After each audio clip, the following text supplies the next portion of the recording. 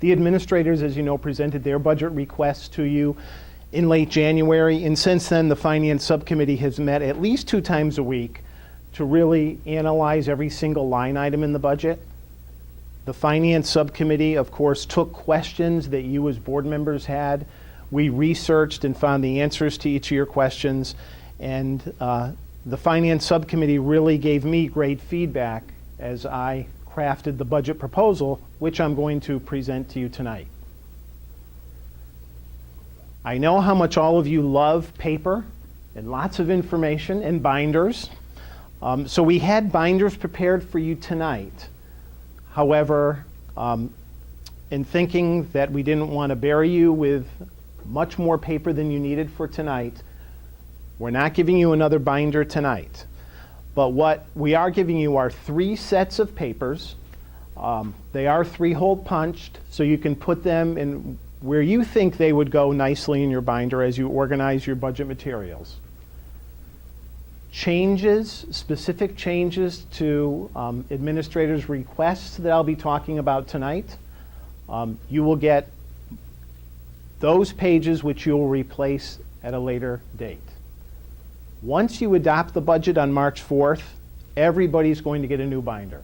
So the same binder that we will send to the Board of Finance with the budget, you will get a brand new binder with brand new papers. So instead of giving you a binder now and another one next week, we're waiting until next week. So you have 3 sheets of papers, 3 sets of papers in front of you. The legal size document, that's the actual budget with every line item of our budget. What I'd like to do tonight is to do a PowerPoint presentation for you going over the big picture of the budget development process, what this budget includes, what this budget does not include, and then we can spend time going over specific line items in the budget and answering any questions you may have about specific line items that I did not cover in my PowerPoint presentation. You each have in front of you an outline of the PowerPoint presentation that I will go over this evening, and everyone in the audience should have one too if you'd like to follow along with me. So as I put together the budget proposal for the 2014-2015 budget, I always do so with our vision in mind. What is the vision of the Canton Public Schools? Our vision is to open minds and transform lives. And how do we do that? As a leader among schools in Connecticut and a source of pride in the community, the Canton Public Schools shape the future of its students by opening minds and transforming lives through creative and innovative programs. That's what we strive to do on a daily basis. Our mission: to unite with families in the community to provide challenging educational experiences and opportunities that develop the intellectual, physical, social, and emotional potential of our students. Our mission is to prepare productive, tolerant, and responsible citizens with the character and independence to embrace and contribute to the world. What do we strive to do? We strive to promote high student achievement, to practice focused educational leadership, and to make sound financial choices. What do we value as a district? We believe all children deserve an educational environment where they are valued for themselves as unique individuals, where they're treated with love, respect, and care by their educators and peers, where they are guided and taught to challenge themselves in ways that stretch them as individuals, and where they are provided a safe environment in which to learn, take risks, and excel. We believe they should have high-quality resources, exposure to varied opportunities that inspire all the aspects of their academic, intellectual, and social interests, and we believe they should have a community that understands the value of its supportive role in ensuring the tradition of a strong legacy for each generation of our students. And then finally, and most importantly, we feel that all children are entitled to a childhood. We believe in developmentally appropriate practices, allowing students to grow at their individual level, and challenging them along the way. So with all of that in mind, all of the context of that, in putting together this budget, we've worked to align the resources we have with that mission and vision in mind, and also aligning with our strategic issues and goals, which are part of our 5-year strategic plan entitled Raising the Bar. So just to remind everybody what those issues and goals are, the first one is district-wide communication that is informative, timely, and responsive, to build leadership that grows and inspires vision and commitment, teaching, learning, and assessment practices that promote development, innovation, and accountability for students and teachers, curriculum that is relevant, rigorous, well-coordinated, and effectively communicated, management of resources, which maximizes financial assets and also encourages human growth, building that human capital, and then finally, continuing to build a culture and climate within our public schools that is rooted in ownership, commitment, and generosity. We've accomplished many things over the course of the last 4 years with this strategic plan in place. Number one, we've increased student achievement across the board. And I've included slides in your packet. These are slides you've already seen about how our students have performed on standardized tests, the Connecticut Mastery Test, the Connecticut Academic Performance Tests. We've also developed district and school goals in a system of database continuous improvement. As you know, every school has a continuous improvement plan. It aligns with our district continuous improvement plan, which aligns with our Board of Education goals. So the challenge for me in crafting this budget was to consider all administrative requests. This is a zero-based budget, which means administrators and department heads put together a budget based upon what they need, not based upon what they had in this past budget, but what they need to move forward in next year's budget. You know we have an award-winning school system, an award-winning music program. Our Canton High School music program was one of the only Connecticut music programs to be recognized as a Grammy finalist for so many years in a row. We've been recognized by the Connecticut Association of Boards of Education for excellence in communication back in 2009, for having the best website of school districts our size, having the best newsletter, and then again this year for having an outstanding website, and also for having an outstanding video proclaiming our mission and vision. The director of that video happens to be here tonight, so congratulations to Mr. Buckle, who put that together for us.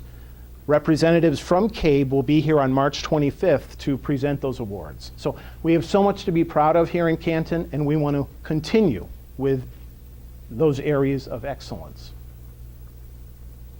I won't go over the test scores. You've seen these before. So now I'm jumping ahead to the budget development process, just to remind everyone how we got to where we are tonight.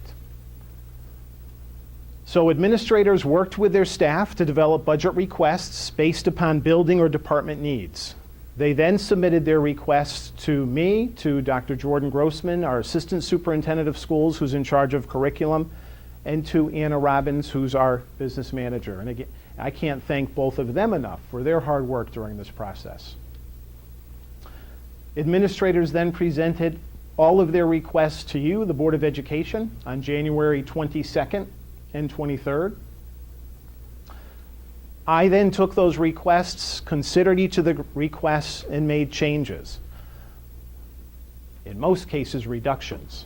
A few increases, but in most cases, reductions. And that's where the finance subcommittee of this board was very helpful in helping me craft the budget. I'm presenting to you my proposed budget this evening.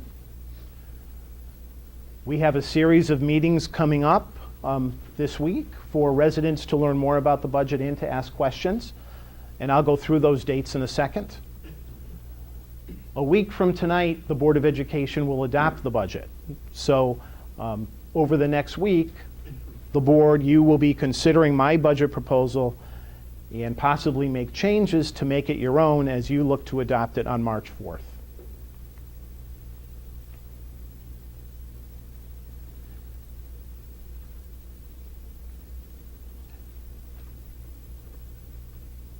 The major items I needed to accomplish as we developed this budget was to first of all determine student enrollment, and based upon student enrollment, I needed to determine staff projections. So we'll look at that in a minute.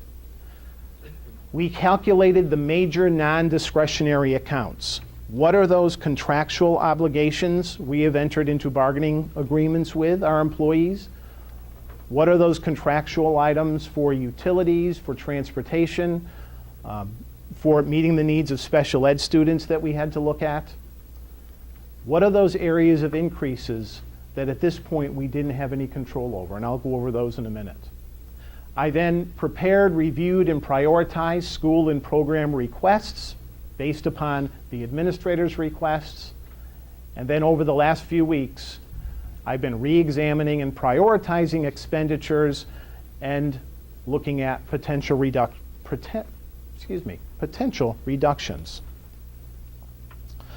I see my job as superintendent of schools to present to you, the Board of Education, a fiscally responsible budget in this climate of uncertain economic times, but a budget that will allow us to move forward. That's always our goal, to make sure that we're aligning our limited resources with those goals and objectives that will allow us to move forward toward the goals that we want to accomplish. Once you vote on the budget next Tuesday, the budget will then be submitted to the Town Board of Finance on March 10th. The Board of Ed will then present the budget to the Board of Finance on March 19th. The Board of Finance will then hold a public budget hearing on April 2nd. They will then hold a budget workshop on April 10th. And then finally, the budget will be presented to citizens for approval at either the annual town meeting on Monday, May 12th, or possibly a referendum. If less than, I believe it's 100 people, and maybe 150, so we'll need to look at that. But if fewer than that number of people show up, then according to town charter, the budget automatically goes to referendum, or the budget may be petitioned to referendum. So that's the total budget process. Okay.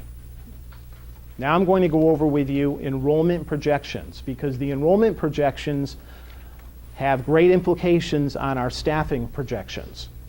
Now, you may not be able to see them very well in your PowerPoint presentation. So you have a second packet of information. And this would be page 1 of the second packet. It's labeled Canton Public Schools Enrollment History and Projections 2008 to 2018. So you'll probably need to look at this unless your eyesight is so terrific that you can see that clearly. So what I've done for you here is I've shown you by grade level, individual grade level, pre-kindergarten through grade 12, what our enrollment history has been since 2008. And you can see the breakdown by grade level as well.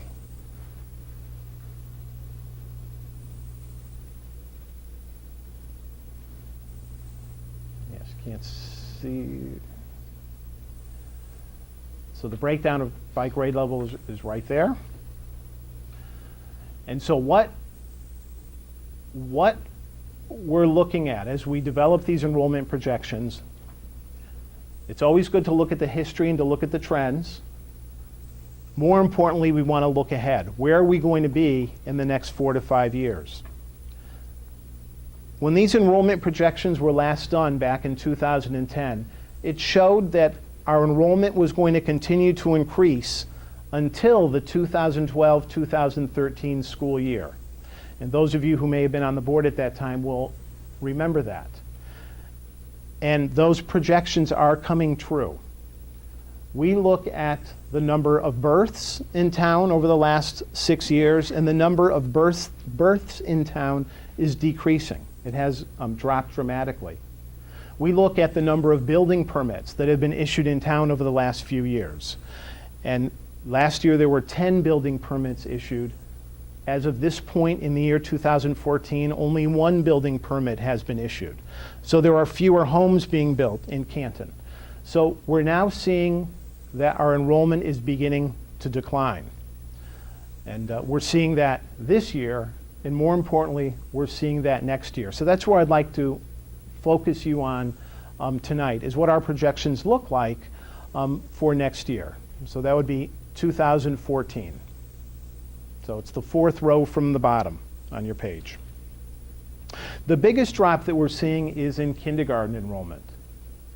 So currently, we have 63 students enrolled for kindergarten. That's 20 less, almost 25 less than we had a year ago at this time. Our staff phones every family who has kindergarten eligible children. In some cases, families have moved out of town, they've moved out of state. So we do our best to make sure we're confirming with the families we know about. We also look at the number of families that choose to hold their kindergartner out for a year. So taking all that in mind, I'm projecting next year that we may have as many as 80 students in kindergarten, but we may have a few less, because let me just give you, I'm going to drill down deeper than I normally would. We have 63 kindergartners registered.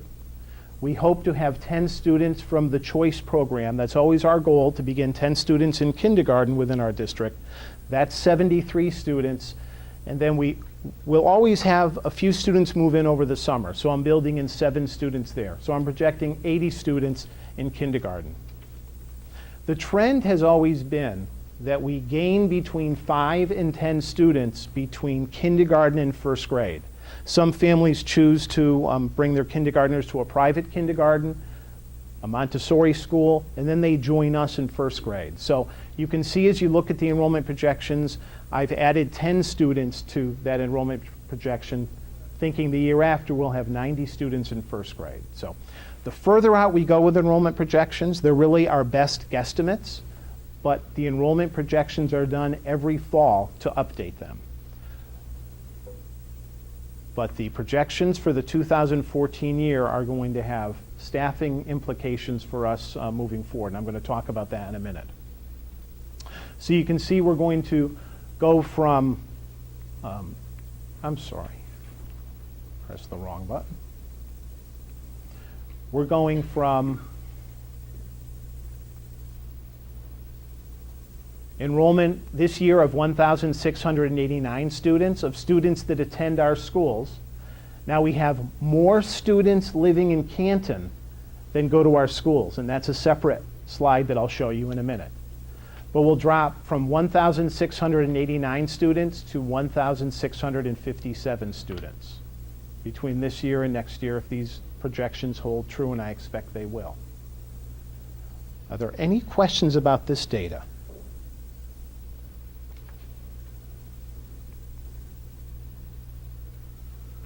Okay, if you turn to the next page in your packet, what I'm showing you here is the average class size for our primary school, Cherry Brook Primary School, which is, of course, our pre-K through grade 3 school.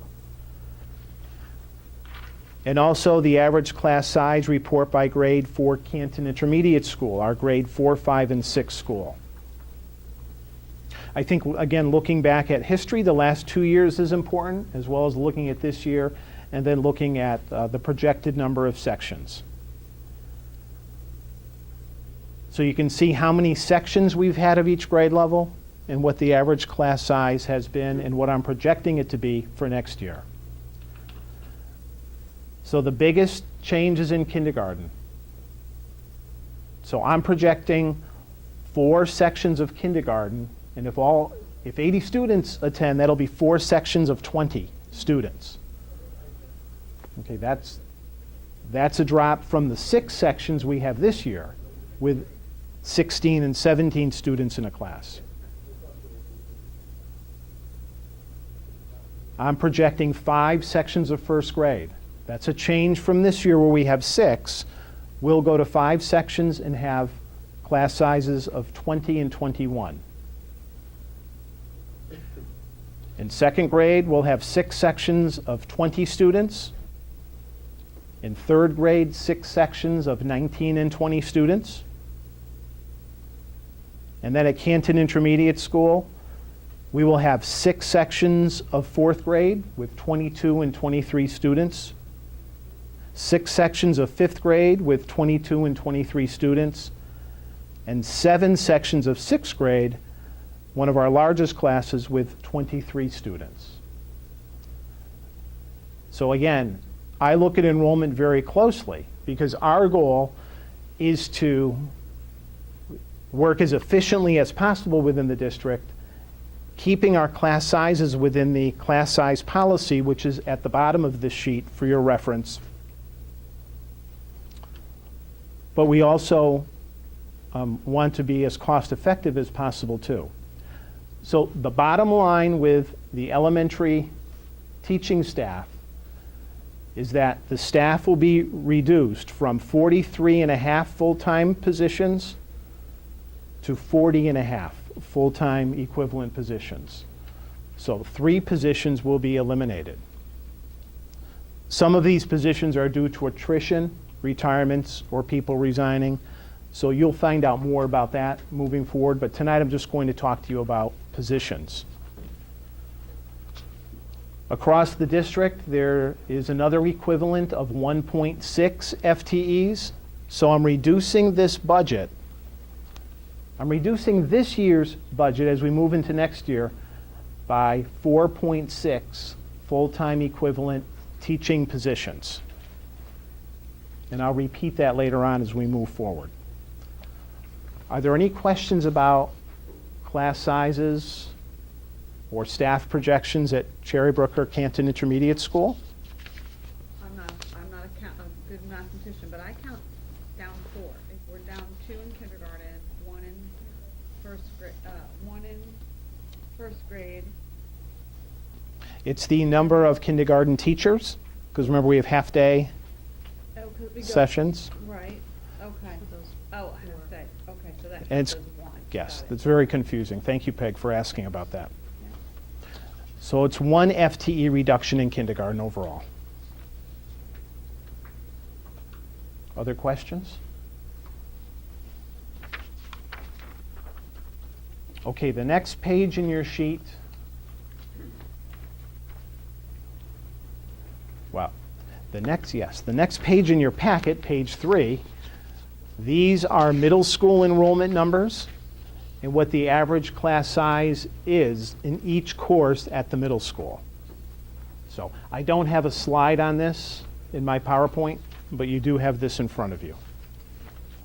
I won't go into great detail, but of course I look to see if I can reduce any staff at the middle school. I cannot, based upon these enrollment projections.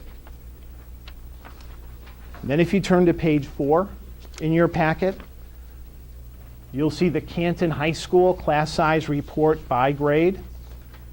It's really not by grade, it should say by course.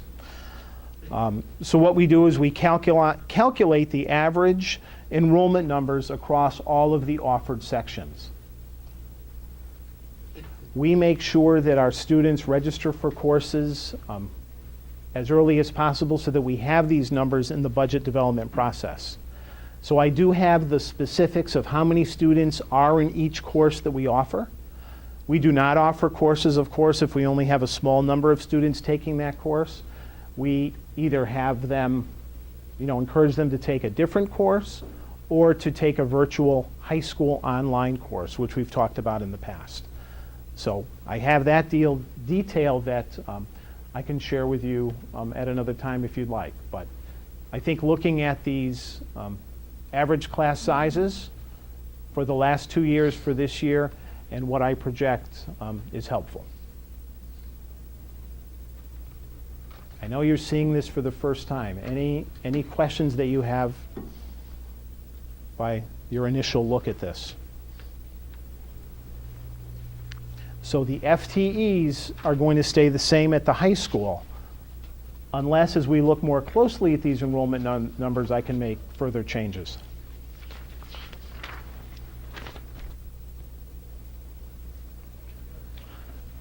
And then page 5 is also enrollment data, which I think you'll find very interesting. I tried to put all of this on one sheet for you. As I said earlier, we have students residing in Canton who don't attend Canton Public Schools. So that's also very tricky or challenging when we're looking at our enrollment projections. So if we take a look at this list, we know of 6 students who are currently being homeschooled. So I'm projecting those 6 will continue to be homeschooled next year. We'll talk more about the number of students who require education outside of our school district because of their specialized needs. This current year, we have 16 students receiving education outside of our school district, 4 students who attend a charter school who have specialized needs, and that's parental choice. So parents have the option to send their children to a charter school, and our local charter school is Explorations in Winsted, or they can send their students to magnet schools, which have openings. And next year, I'll talk about that, the number of special ed students attending magnet schools for next year. But this year, altogether, 20 students receiving special ed support go to schools outside of our district. Next year, we're projecting 14. This next line is very interesting. Regular education students enrolled in non-public, independent, and parochial schools.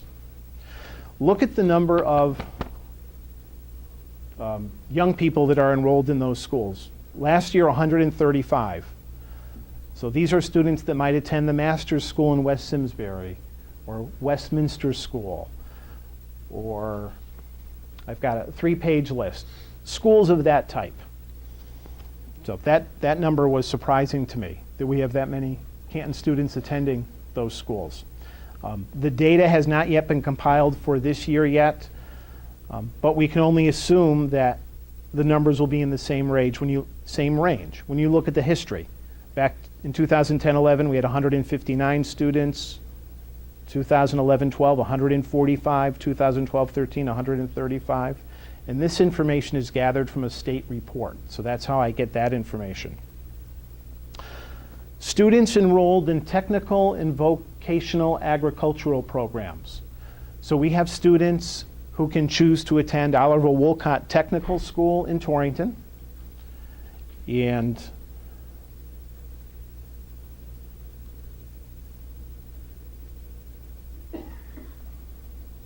yes. So we have this year 6 students attending Oliver Wolcott. We have 1 student attending the Regional 7 VOAG program. And we have 2 students attending the Suffield Regional Academy. That's a VOAG program also. So for a total of 9 students enrolled in either a technical or a vocational agricultural school. So we're looking at the same number of students. None of them are seniors. So we're looking at the same number for next year. The variable is how many 8th graders will not attend Canton High School because they'll go to Oliver Wolcott. We don't know that just yet, so that number may change. That's an unknown. And then what I've listed for you are the students who are part of the choice program, the number of students who have been enrolled in our district over the years, and the breakdown by grade level, because I find this data very helpful as well. What we hope to do is to have the same number of choice students next year in our district as we do now, 78. So all of this information is considered when we did the enrollment projections that we started off this conversation with. Any questions about this information? I know I spent quite a few minutes on enrollment, but it's really important because it's going to determine the direction of our district in the next few years, especially in the short term.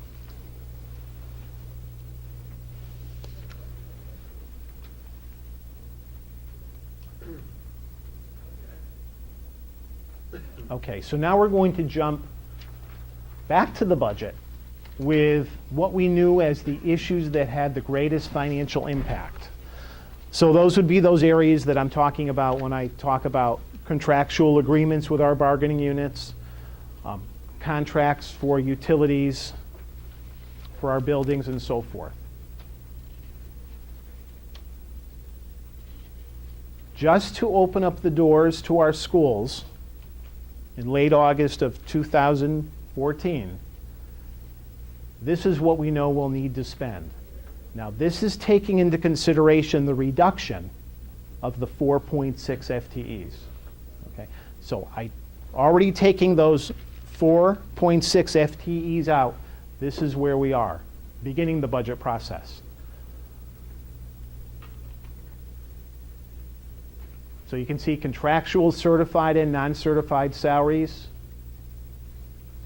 We have $166,000 for certified salaries, $178,000 increase for non-certified. Overall employee benefits, that takes into account our health insurance costs, which are going up 9.5% this year. They make up the majority of the $368,328 item. Increases in transportation. We have a contract with our transportation vendor. The contract calls for a 1.82% increase. So overall, that results in a $42,000 increase. Utilities are going up by a little over $28,000. Maintenance by $42,000. And then other transportation. Under other transportation, that includes athletic transportation. So the athletic transportation figure is not part of the transportation figure listed above. It's part of that other transportation. So we're seeing a $15,000 increase in athletic transportation for next year. Some of that is due to the fact we did not budget enough this year for athletic transportation to all the athletic contests that are being held, including tournaments. But we'll talk a little bit more about that later. So when you look at the increase, it's an increase of $852,902. That represents a 3.53% increase over this year's current budget. So that's just, as we began the budget process, we were looking at this increase, taking into account the reduction of the full-time positions I talked about. Just to remind everybody what our budget history has been.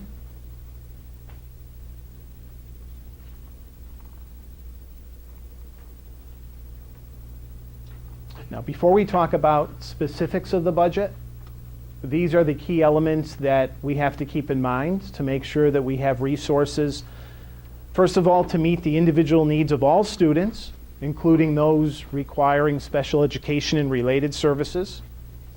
We also want to make sure that all class sizes remain within the guidelines as established by the board. We want to continue to implement specific steps to ensure efficiency in all functions. So our utility, just to get back to the utility costs with this item, yes, utilities are going up a little over $28,000. These are due to increases in propane gas, oil heat, natural gas, and then our telephone services are going up by a small amount. Electricity, we're going to budget the same. There was no increase in electricity. Electricity is the one line item that we've seen a decrease in for the last few years, and this year we budgeted $330,000. We're projecting that we will not need to increase that amount for next year. So we continually look at cost-saving measures. We've brought in consultants. The last group of consultants we brought in, Johnson Controls. They toured our schools and have made recommendations for us how we can conserve more energy. And we're also working with the town. Anna Robbins had a meeting this past Friday with town officials looking at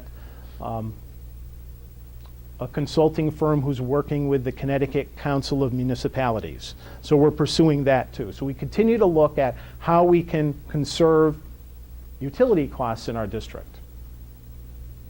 The next item, we need to provide effective professional development opportunities for our staff to make sure we're implementing best practices and also to implement the Common Core state standards, along with the new teacher and administrator evaluation plan.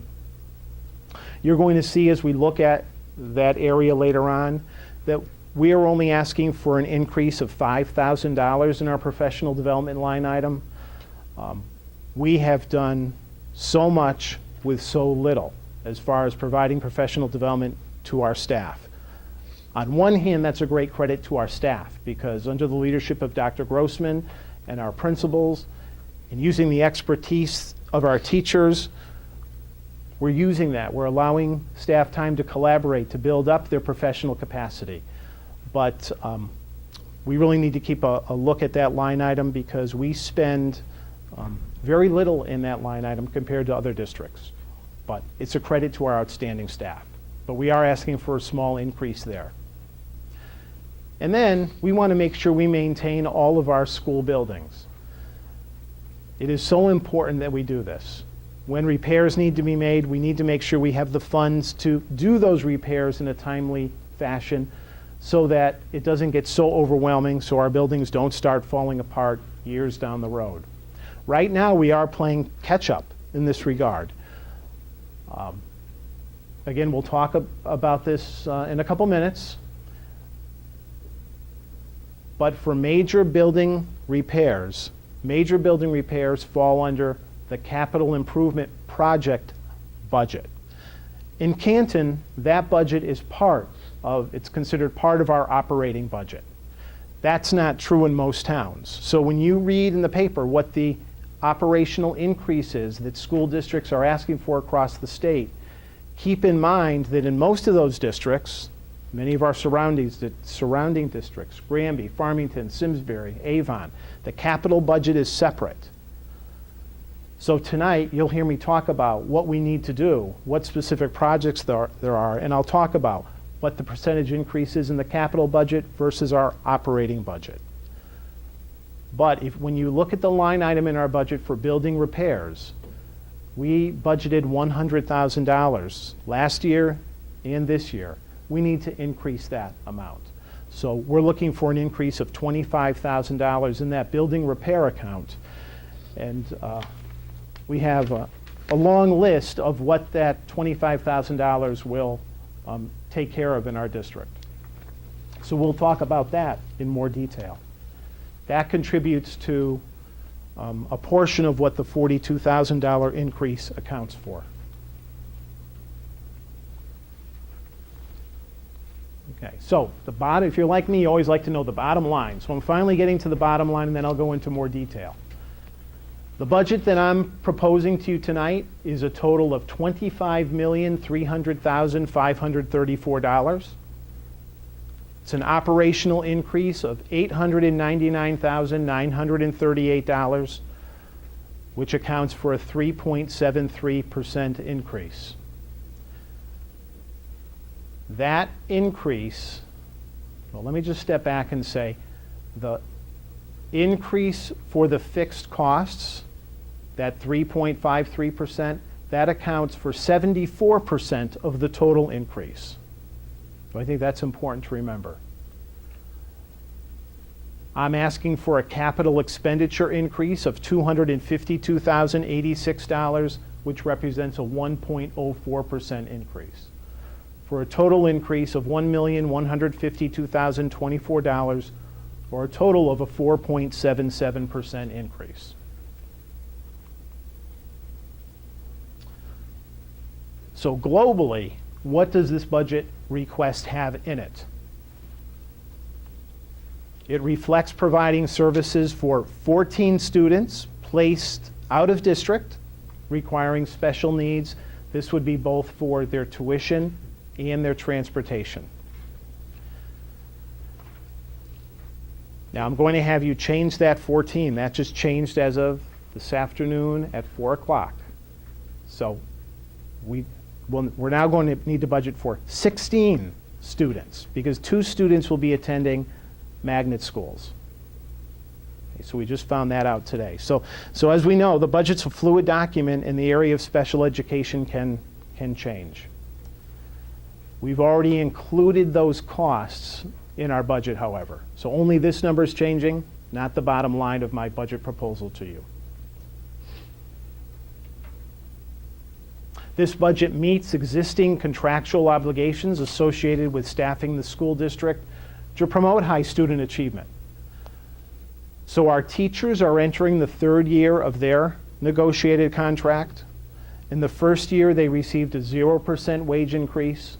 In this current year, everyone received a 2.5% general wage increase. As we look ahead to next year, teachers will advance on the STEP schedule. They were frozen on the STEP schedule for last year and this year. Next year, they will advance on the STEP schedule. Teachers at the top step will not get an increase. So our most experienced teachers will not get an increase, but teachers moving up on the salary schedule will get their increase. There are 13 steps on our salary schedule, and it's in the contract when a teacher can advance to the next step level. Administrators will receive a 2.5 general wage increase, non-certified a 1.5% increase. Class size guidelines are maintained in this budget.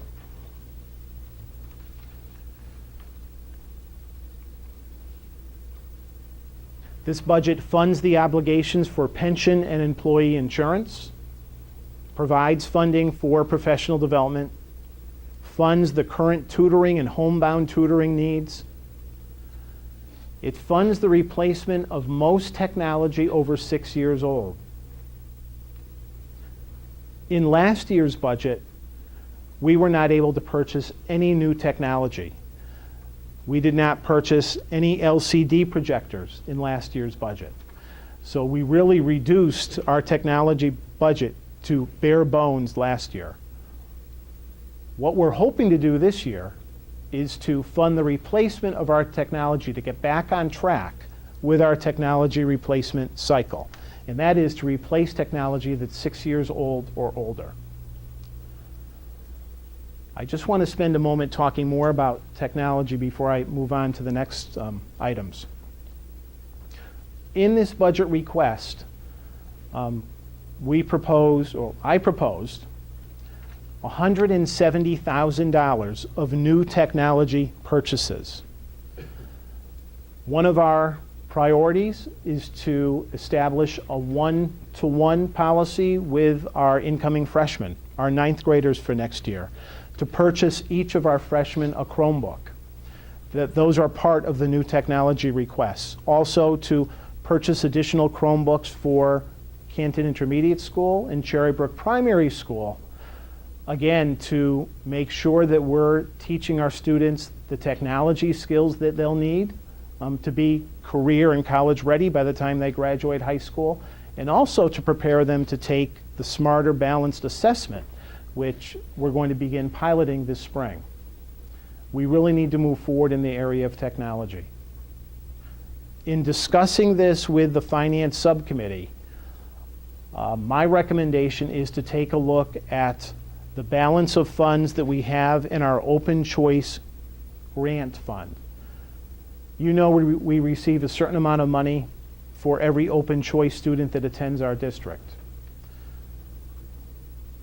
What I propose to the Finance Committee is that we consider using $170,000 of Open Choice money that's unexpended this year to purchase the new technology, which then could be taken out of this budget proposal. The Finance Committee agreed to that. Of course, you as a full board will need to agree to that. But what I want to let you know is I reduced this budget already by $170,000. So what this board will need to consider is whether, if that new technology is important to you, whether to put it back in this budget or to use Open Choice Grant funds. So we'll discuss that again moving through this budget process. So just to repeat, this does fund the replacement of the technology that you heard about in late January when Jeff Del Mastro presented to you.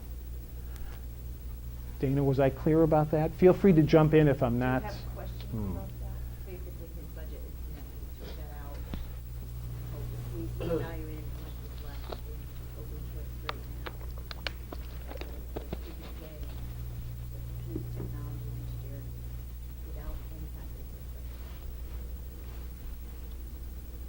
Okay, so we'll talk more about that. Okay, moving on. There are funds in this budget that are necessary for the ongoing and long-term maintenance of our new track and synthetic athletic field. You'll recall when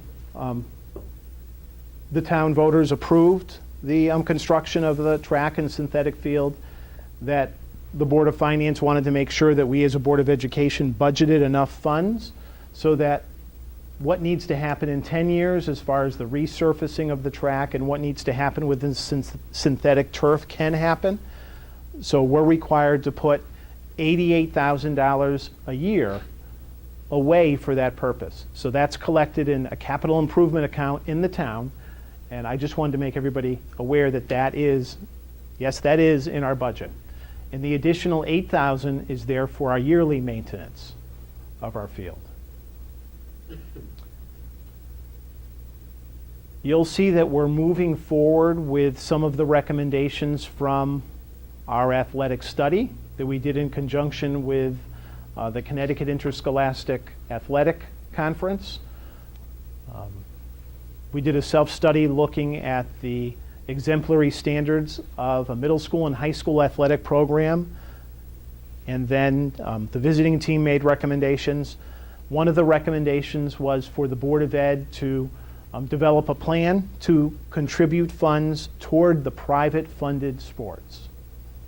We have boys football, boys lacrosse, girls lacrosse, and volleyball. Last year at this time, the board made a commitment to begin funding the girls' teams at a total cost of $8,000. My recommendation is to continue to do that, to put forth another $8,000, $4,000 toward girls lacrosse, $4,000 toward girls volleyball. So there's funding in this budget to move forward with that plan. There are funds in this budget necessary to continue to have us align our curriculum with the Common Core state standards. So you'll see an increase in a line item for curriculum writing. Dr. Grossman presented to me a request for so many hours, for so many teachers in each department to write curriculum to align it with Common Core. I needed to reduce that line item, but we're still asking for a slight increase because teachers need to do this work. And contractually, we need to pay teachers to do this work because, of course, they can't do it when they're teaching the children.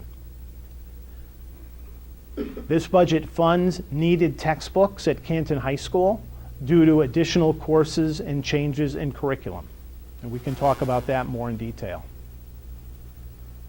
Funding is in this budget to provide the necessary equipment and supplies to implement a robotics club at the middle school, again, as we look to expand opportunities for our students. This budget funds a new non-certified position, a technology support specialist. There were other personnel requests that administrators made that I did not include in this budget at this time. However, I did include this non-certified position. As we purchase more and more technology for our students, there's a need to have additional support, a help desk person, if you will, who could be right there when the technology is not working appropriately. So in our district, we already have some support personnel, but we need to add to that staff to be able to support teachers and students effectively.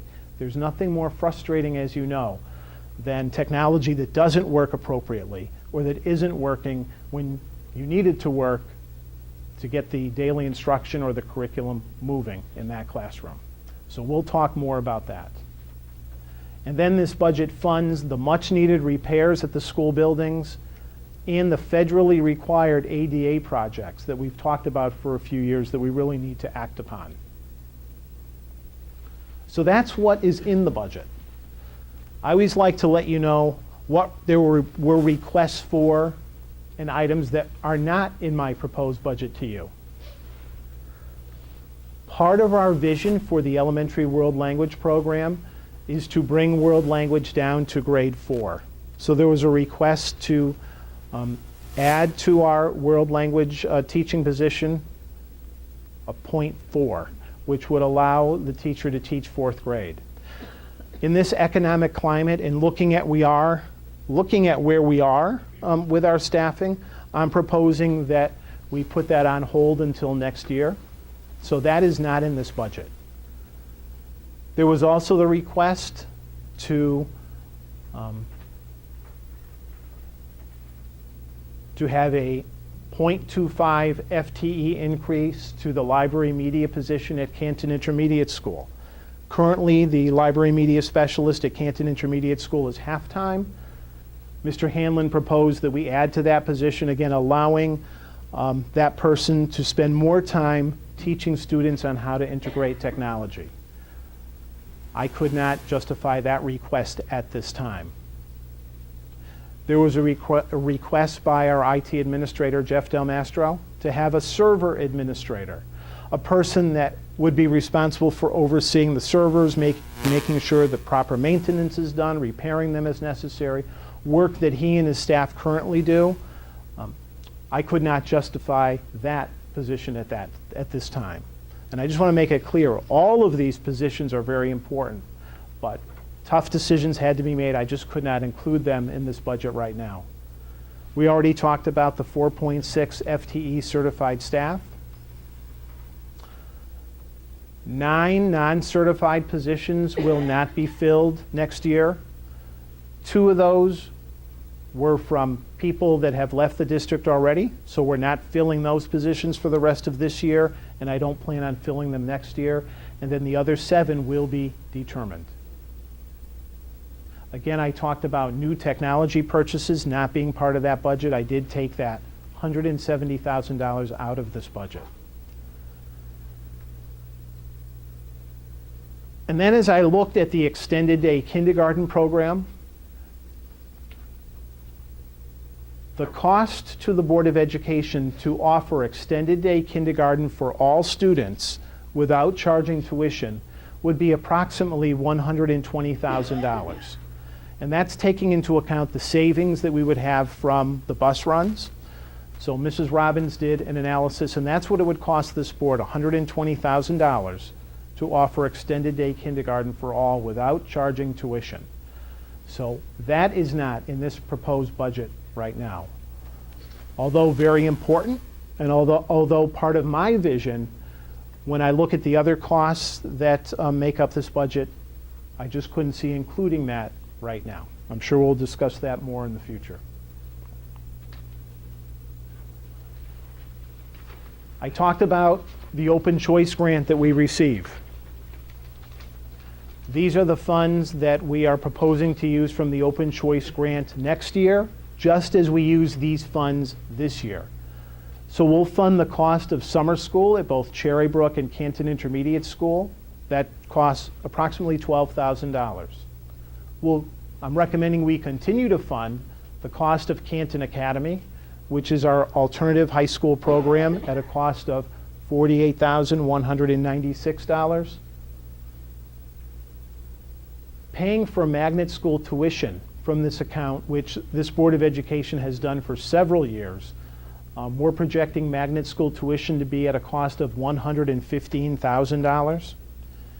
And just to remind everyone, that the law in Connecticut is that if any parent would like to send their child to a magnet school in the Hartford region that has available seats, they're able to do so, but the local Board of Education needs to pick up the tuition for each of those students. So over the past couple of years, we've spent between $115,000 up to $130,000 a year for the tuition for those students. Currently, we have 45 students enrolled in various magnet schools. I'm projecting that that would be about the same. We've never taken this out of our operating budget. We've never budgeted for this out of our operating budget. We've always used choice money to do so. And so I'm recommending we continue to do that. And then we have salaries for non-certified staff who work with our choice students at a cost of $134,000. That cost is not in our operating budget, and we made that move last year. I'm recommending we continue to do that. Any questions about that? Kevin, just Yes. for clarification, that Yes. $134,000, the bottom line there, those non-certified staff don't only work with students. Oh, they don't. So they service the entire. Absolutely. I just wanted to make Thank sure you. that was clear. Thanks for clarifying that. Justin? And those aren't the non-certified staff mentioned in that's not in the budget? That you're talking about different? Different positions. Thank you, Justin. Okay, now we come to the capital project expenditures. Unfortunately, we've had to make difficult choices over the last several years. And these choices included not funding certain capital projects, not because we didn't want to. It's because when you have a choice between having a direct impact on a child's instruction in the classroom or spending money to fix a walkway, of course we want to do what's going to impact the students first. But of course we want to make sure we have safe schools and accessible schools for our students to learn in as well. So I think we really need to invest in capital projects this year. The first item that you'll see is an ADA compliance issue. We have two major ADA compliance issues. This is one of the first ones. And again, this is one we discussed last year at this time. It's renovating the middle school, high school nurse's office. It's on the second floor of the high school, the floor of the main entrance. It is not accessible to those in wheelchairs. It's not handicapped accessible. We need to renovate that space. We spent a great deal of time looking at what would be the most cost-effective way to do that. Is it more cost-effective to renovate another place in the high school? We brought in a couple of architects to take a look at that, and the conclusion was no. It's more cost-effective to renovate that current space because all of the plumbing is there. We need to have a restroom area, of course. However, it's much more expensive than we thought. We need to get architectural drawings in order to do this. We need to go through an RFP process. We're going to need approximately $50,000 just to get this process underway. That doesn't cover the cost of doing the actual renovations. And Anna can answer more questions about that if you have them. So we need to get that process underway. We have doors at our high school, both exterior doors and doors in the stairwells that are falling apart. They're becoming a safety issue. We need to replace those. It's a safety and security issue. That's at a cost of about $45,000. I believe there are 4 pairs of doors. The other major ADA item is the front walkway on the Dyer Avenue side of Canton Intermediate School. That is not handicapped accessible. The only amount of money that we put into our capital improvement budget for this current year was $15,000 to hopefully correct that. Just like the nurse's office. We spent close to $15,000 just getting architects out here, correct, Anna? To take a look at the situation and make recommendations on how to improve it. It's going to cost $35,000 to make the entrance to Canton Intermediate School handicapped accessible. As part of our technology plan, we need a core modular network switch. That's going to cost $55,000. We have a district-wide security plan in place. And every year, we try to upgrade the security measures we have in place at each of our schools. So we have a plan to add additional cameras to the exteriors of our buildings. The next phase in the plan would cost $55,312. And then finally, we have a desperate need for a floor scrubber at Cherrybrook Primary School at a cost of $12,000. So overall, this comes to a cost, and this is page 6 and 7 of your enrollment packet, the last 2 pages. This comes to a total cost of $252,086. The one item that is not part of the capital project list, but should be at some point, is the inclusion of funds to replace the windows at our middle school, high school building. A couple of years ago, the Board of Education put $100,000 in a capital account with the hopes of continuing to build up that account, thinking that the cost of the window project would be about $450,000. We're currently looking at a cost of about $500,000, $500,000 to replace all of the windows in that building. But for the last 2 years, we have not added anything to that account. So I think it's important to mention because it is an issue that does need to be addressed. We just need to determine when and how. So that's the one item not on here that needs to be at some point. Questions about the capital project list?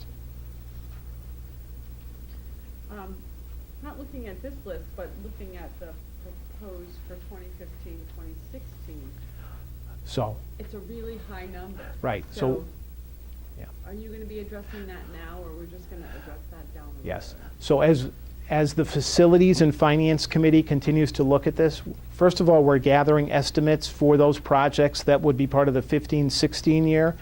Once we get pretty good estimates, we'll determine when we want to fund those projects. So they wouldn't all we be looking basically at- pushed everything out a year, but this is a work in progress. Okay. So all of those projects would not take place during the 15-16 year. And just to remind you, we're currently working with the town. There's a committee that has been formed to look at capital improvement projects both on the town side, also on the school side. Both Leslie and Dave are representatives on that committee, along with Anna and with me. We've had 2 meetings so far. We have another meeting tomorrow morning at 7:30 to look at all of the projects in town, because when we present these to the Board of Finance, we want to present them together. You know, but these are important projects for the town to address. I have one more follow-up on the ADA compliance issue at the intermediate school. Can you explain, just for everyone that's here, why that second door needs to be made accessible as well as the other door? What the improvements are to the Dyer Avenue door that aren't met by the Simons Avenue door? Anna, would you mind addressing that? The Simons Avenue side is accessible to go in. It's the second floor of CIS. There's one method of egress from that floor on the Dyer Avenue side, and there are steps involved. So it's not so much getting into the building as much as getting out of the building. And that is the only method out of the building. So currently someone would have to carry, in the event of emergency, carry somebody, which is totally not ADA compliant. Yeah, right now, we have plans in place for that to happen in an emergency. Right. Yeah. We do.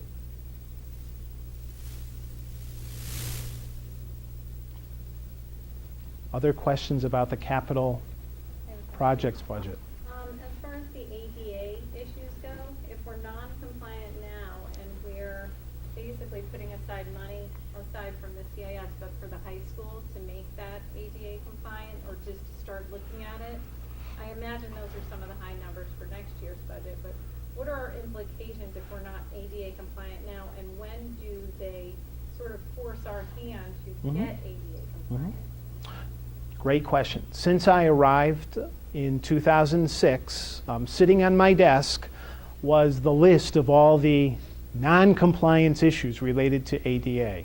And over the past 6 years, we've addressed most of those issues. What I need to do once a year is to report to the state the progress we're making on those items that were not addressed. So by budgeting money and making sure the project moves along, as long as we're doing that, the state says we're good. We're really looking at it in good faith. We're trying to budget the funds to make those improvements. We would be subject to fines at the state level if we were not in compliance or if we were found to be ignoring these issues. And one last thing on the core modular network switch, as is that something that's important as far as getting everybody wireless? Yes. And creating the environment where they Mhm. can do the smarter balance assessment test? Mhm. Like, is that, like, the necessity of that?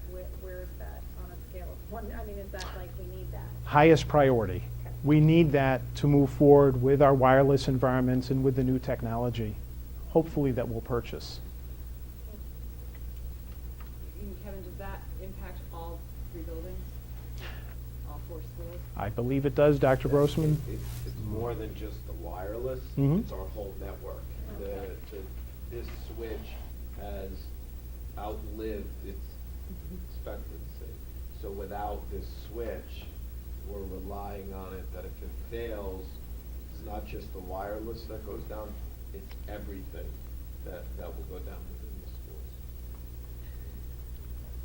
Thank you.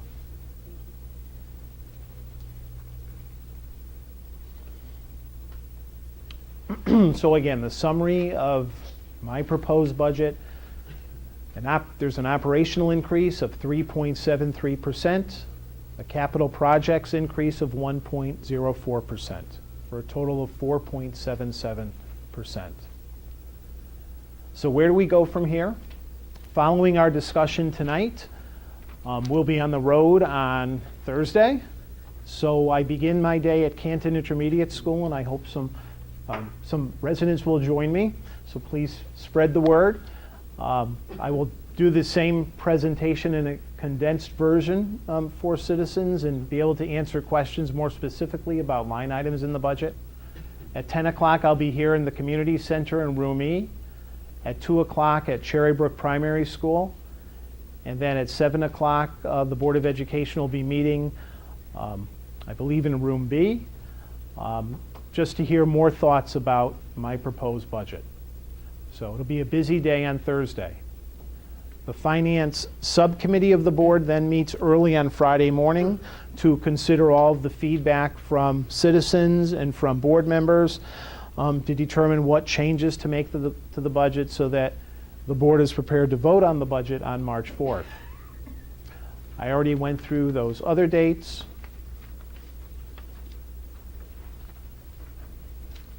You can always send questions about the budget to me through email.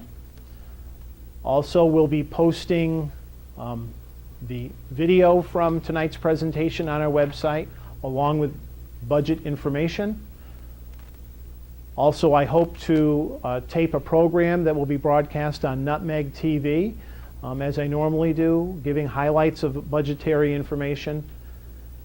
And then one thing that I love to do at this time of the year is to have neighborhood coffees. If anybody's willing to invite me into your home, invite some neighbors to come over, I'd love to talk with you more in depth about the budget. So if you're interested, or if you have a neighbor that's interested, if you let me know, or Julie Osseray, who is chairperson of our communications committee, we'll be happy to arrange that.